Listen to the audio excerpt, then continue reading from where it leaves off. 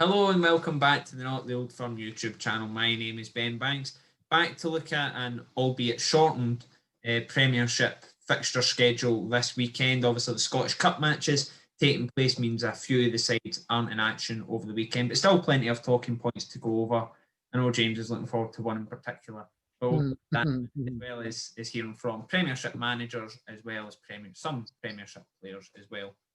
So anything taking your eye before we go into the games, In the Premiership, nothing at all in the Premiership has caught my eye. The Championship, it's not they're a Premiership team now. Dundee United and their ridiculous wage cuts. Because I've had to get on my soapbox about this because it is absolutely scandalous. Before we let you off your tether, and I must say this is solely the views of James Black and not the Old Firm, but obviously we've got a few Premiership teams in Scottish Cup action. We've got Hibs playing Hearts on the Saturday and then Aberdeen v Celtic on the Sunday. And we heard from Jack Ross ahead of Hibs' Scottish Cup semi-final. I think any time you go into a game, the significance and importance, I think having people within your group that have been through that experience is obviously vital. So the fact that I have players within the group that have achieved success, irrespective of being the Scottish Cup, but have achieved success, but I've also had players that out with that group that have played in pressure matches. You know, I've got Joe Newell, for example, that's played at playoff finals at Wembley.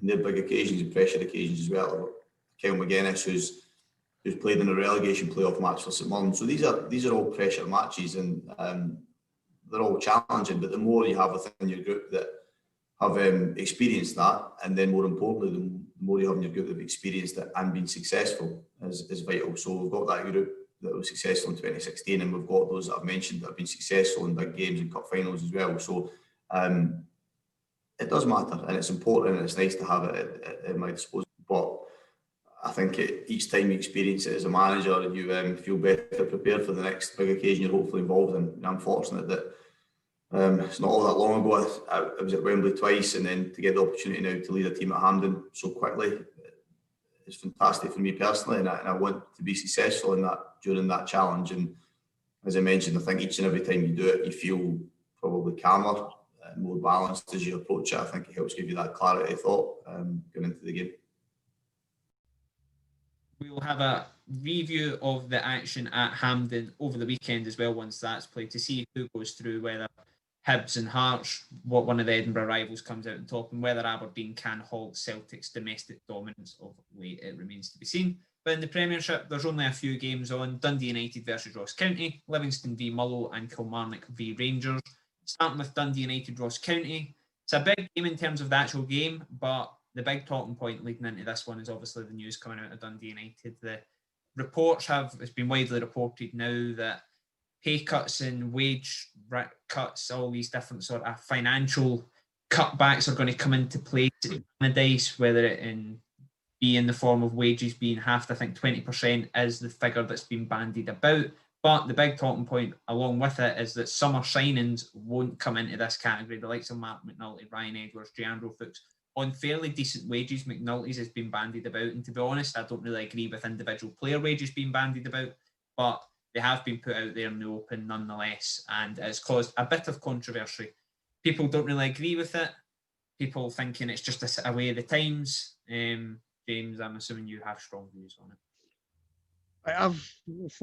Let me make it clear, I have no problems with clubs cutting wages to do what they need to do to survive, because if they don't, and I've said this a million times on this, there's a genuine threat to the future of some clubs.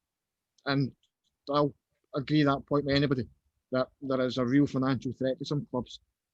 However, the timing of this and the way that it's been handled is nothing short of appalling. Now, there's nothing changed from where we sit today to a little over 3 weeks ago when the transfer window shut. The big difference now, though, is that if, let's say, players reject this 20% pay cut and push comes to shove and contracts start getting ripped up, these players are stuck now until January, unable to sign for they can sign for a new club, but they can't be registered. So in current circumstances, who's going to sign a player in early November that they can't play for 2 months and pay them? So it's forcing this on players almost. Going, take a 20% pay cut, or kind of deal with the circumstances, which in itself it's nothing short of abysmal. Not including summer signings is just it fails me. Words absolutely fail me. Mark McNulty's signing was announced less than 5 minutes before the window closed.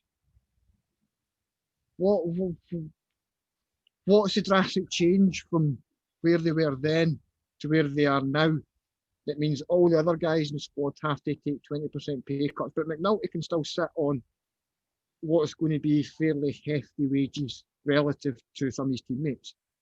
He's going to be a guy that, and I have absolutely no personal ill will towards him. I don't know what his circumstances are, but I can almost certainly say, without fear of contradiction, that it will be more financially secure than some of the guys that he shares a dressing room with. When those same guys have been asked to take a 20% pay cut, why the hell would you be sitting there as a player and being like, well, I'm happy with this. This is fine. It's true though. Let me put it this way, like, you and I work together, okay? Now our boss comes to you and goes, Ben, the company's struggling a little bit.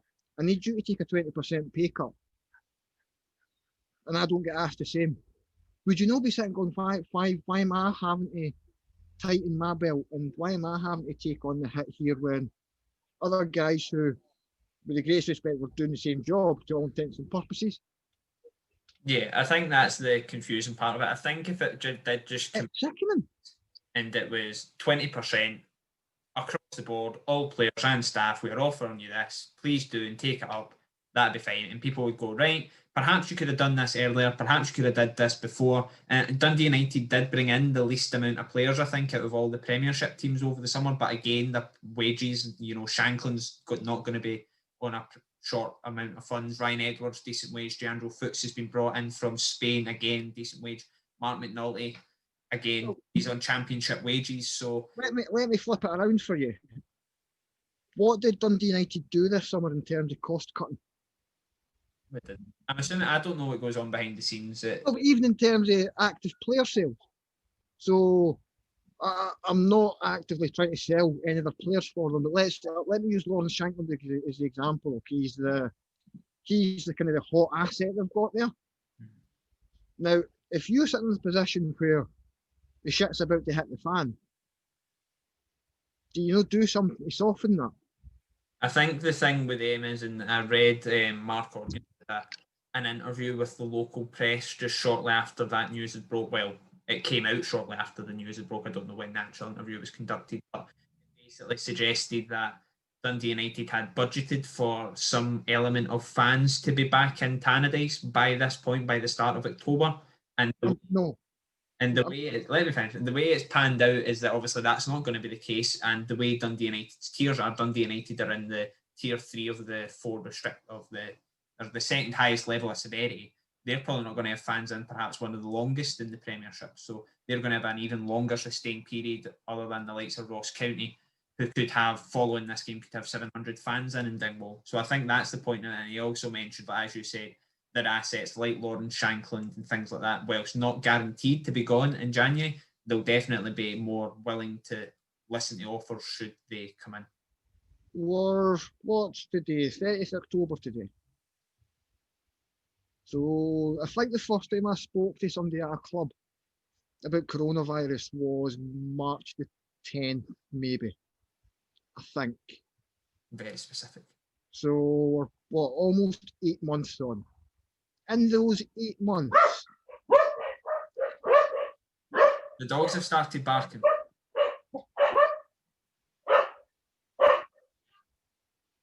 In those 8 months, even they're wanting an opinion. I know. Even in the 8 months since I first spoke to someone at a club about this, how consistently have I said to you that I don't think fans will be back in stadiums anytime this season? No, I think that's been even though we've all been optimistic of fans being able to return, I think those, and it's not a dig at fans of that, I think me and you are fortunate that we are able to work with clubs. No, absolutely. But but my general point is that perhaps there's been a bit more of an understanding and acceptance among that circle that, right, we're going to have to plan long term here. But any club, and I say this across the board, any club who have budgeted for having fans back in grounds this season were foolish. And that's me trying to be very, very polite and not use language that might get us in trouble with YouTube. Because the fact that we're sitting almost in November with no fans in grounds is not a surprise to me at all. When clubs put season tickets on sale back in April and May, I was very quick to point out that I thought it was a very, very foolish move on their part, because the likelihood of fans being back in the grounds anytime this season was next to none. I know some clubs have kind of had their ambitious views that we might get some fans back in this season, but I mean, at best we're talking triple figures. You know, we're not talking the sort of crowds that can sustain a Premiership club. Certainly not one who, I think last season United's average gate was something like 6,500 or something. It was certainly a decent enough gate. We're still talking it's going to be a fraction of that was ever going to be back in this season. So if they've sat and they've done all their financial projections based on having a reasonable number of fans in the ground, then it's their mistake, and it's to almost take it out on the players. It's shameful. Now, to play devil's advocate, if they have been told, like many clubs perhaps were suggested to, that, right, we think you will be able to have fans in the ground by October, are the clubs at fault at that point? No, but I would counter that with saying that not one club has had that advice. I think it was said, right? I think a lot of clubs did think and did, from the discussions they've had, not that they were going to have fans back in any substantial numbers. No, of course not. That they would possibly have fans back in hundreds. Yeah. That's not enough. And even if United had budgeted to have fans back in hundreds, that's not, like, the numbers there don't tally with what they're looking at cutting off their playing staff wage bill. So if they're only taking 20% off their playing staff wage bill, that's still going to leave them, I think it still leaves them spending more on wages than the club brings in, full stop. So to be continuing at that kind of rough level with 10% of your fan base in, try to run a Ferrari on a part-time wage for doing a paper run. You know, it's players are being punished for mismanagement of clubs. I think one of the other things as well that's probably important to point out is that he also mentioned, Mark Organ, that the overall goal is to avoid redundancies. And I mean, League One sort of level, Peterhead have had to announce redundancies. You've had this Dundee United news come out. When we've obviously spoke to directors and stuff, there is a decent, I know it's a month old now, but there's a decent video prior to the season starting with the Clyde and Stenhousemuir directors and chairman, and that gives you an insight. And I mean, they even said then, you know what I mean, that a month ago, Armageddon, this situation, this word that's been bandied about, is very real, and perhaps we've not seen the brunt of that yet. I think people just expected it to happen overnight, but I think now you're starting to see the sort of tip of the iceberg type thing with how this is affecting clubs. I mean, you've already seen Aberdeen and Hibs implement wage cuts and deferrals, and now you're starting to see perhaps the more severe effects of it at some clubs. And obviously, it's not going to be the first, I think, we see this stuff. Clubs absolutely should be doing everything that they can to keep their head above water, and I'll be the first to champion any club's attempts to try and do that. But they've got to do it in a way that it works best for both sides. You know, because this is very much one that it only works out best for the club in this one. You know, and as much as you don't want to see anybody taking pay cuts, if players have to take pay cuts, players have to take pay cuts. But just the timing of it, the way it's been handled, the timing to me really stinks as well. The timing's just, because it very much feels that if players do turn this down, it is going to be a case of, as you say, there's going to be redundancies. Which again, if it becomes players, it's take 20% off your wages here or get no wages for 2 months, which is garbage. It's blackmail almost, and it's sickening. And clubs do better.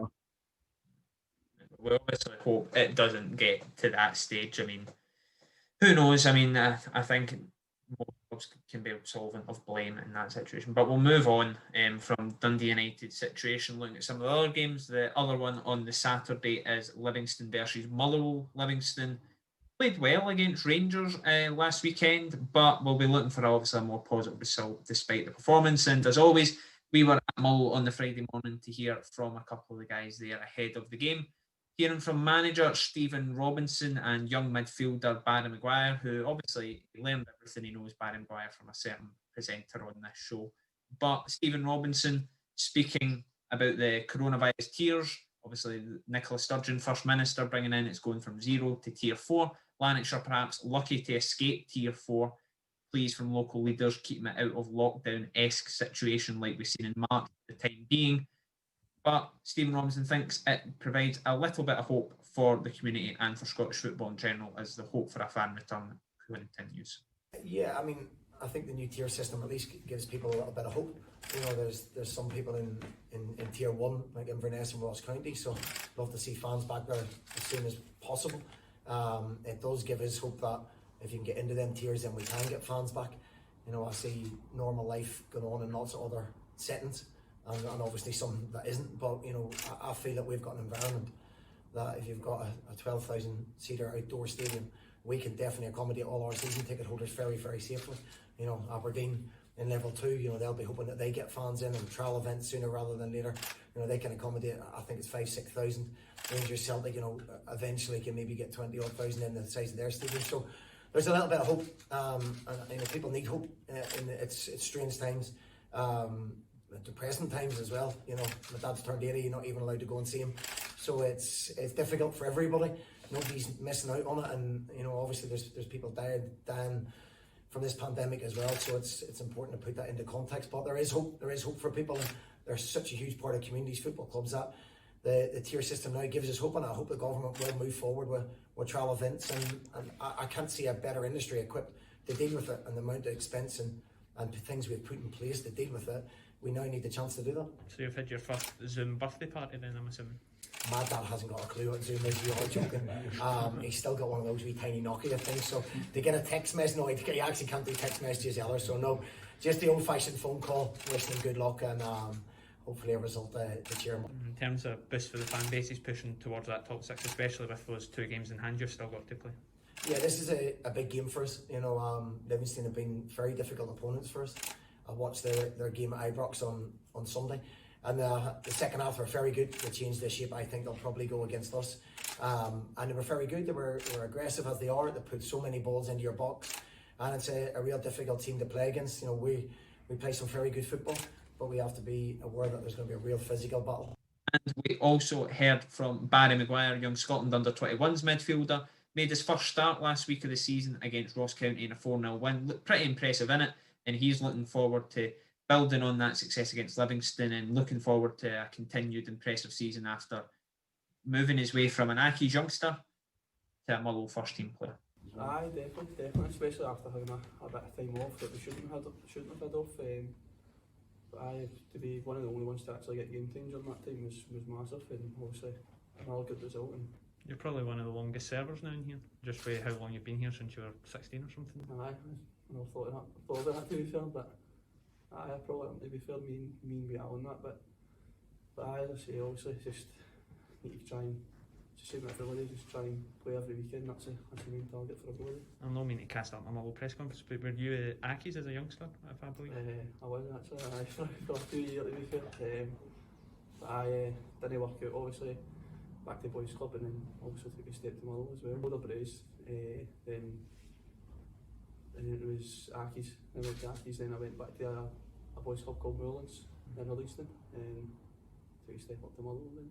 Probably couldn't have predicted then, when you were probably out playing Clay Crescent type places, that you'd be playing Europa League football, Scotland under 21 so quick. You know yourself, it's a good place to play football, isn't it? But so it's not really. Obviously you strive to do that when you're younger, but to actually do it, it's sometimes you need to just kind of stop and think I'm actually doing this, and it's crazy. So that's the games on the Saturday. On Sunday, we've only got the one game, Kilmarnock versus Rangers. Kilmarnock have proven a real stumbling block at Rugby Park for Rangers in recent seasons, especially under Steve Clarke. I think the focus on this game mostly will be, is this a chance for Rangers to show their title mettle a wee bit in a ground they've stumbled on in recent times? But for Kilmarnock, I think, looking at them more specifically, it's a chance to show that they are just as strong as they have been against Rangers in recent seasons. Yeah, it's going to be an interesting one. I can expect that. I think Kilmarnock's going to be punched above their weight a little bit in an attacking sense recently. They tend to be a more defence-minded team.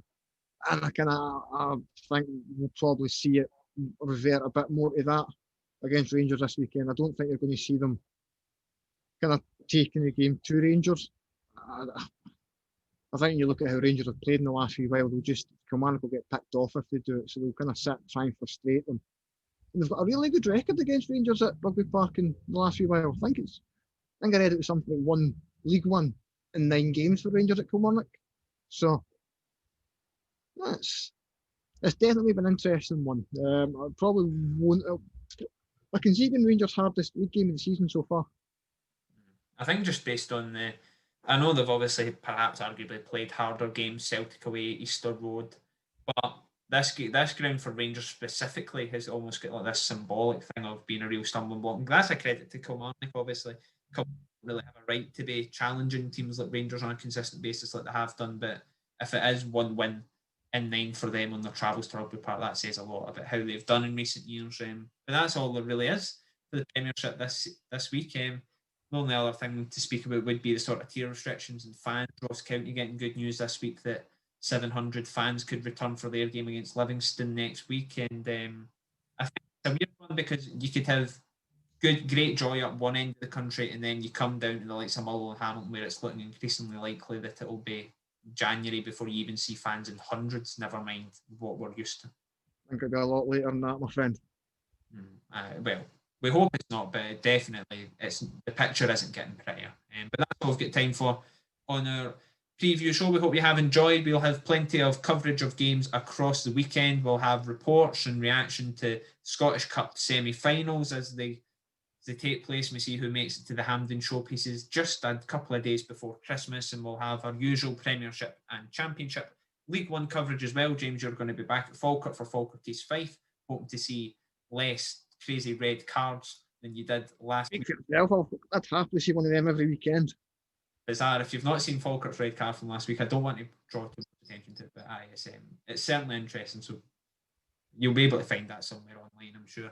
In terms of our coverage and Not the Old Firm, Premiership, as already said, Livingston versus Motherwell, I'll be at that one, and I'll also be at Kilmarnock versus Rangers on the Sunday. In the Championship, we'll have coverage and reporters at Dundee Wraith, Dunfermline Athletic v Queen of the South, and Morton v Ayr United. So pretty much almost full card of Championship coverage for you to enjoy on Not the Old Firm's website and social channels over the weekend, as well as Falkirk versus East Fife. So we hope you do enjoy all that, and do check out all our other content on the channel. We'll have a couple of reviews over the weekend from Scottish Cup and Premiership action, as well as on the channel uploaded last night as we recorded this, an interview with Dundee star Sean Byrne. Got in Team of the Week 1 week on into a Not the Old Firm exclusive the next. It's not really can't get any better for Sean Byrne at the minute. So do remember to subscribe, like the video, and until next time, take it easy.